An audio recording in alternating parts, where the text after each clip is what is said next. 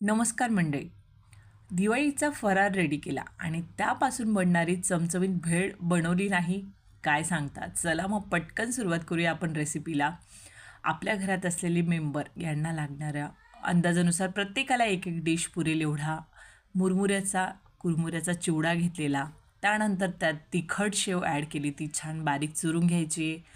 Fafda add केलेला, तो पण छान चुरून घेतला. फिकट शेव ॲड केलेली, ती पण छान चुरून घ्यायची. बारीक चॉप केलेला कांदा घ्यायचा आहे भरपूर सारा, टोमॅटो घ्यायचा आहे, काकडी घ्यायची आहे आणि थोडा स्पायसीपणा येण्यासाठी एक मिरची ॲड केलेली. तुम्ही अजूनही ॲड करू शकता. टोमॅटो केचप ॲड केलेलं.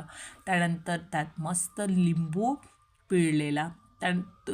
चिंचेची चटणी केलेली, ती थोडी स्किप झाली माझ्याने. त्यानंतर मस्त बारीक शेव मिक्स करायची आणि ती पूर्ण फरसाण एकजीव करायचं. मस्त चमचमीत आपली भेळ रेडी होते. घरच्या फॅमिलीबरोबर नक्की एन्जॉय करा. थँक्यू.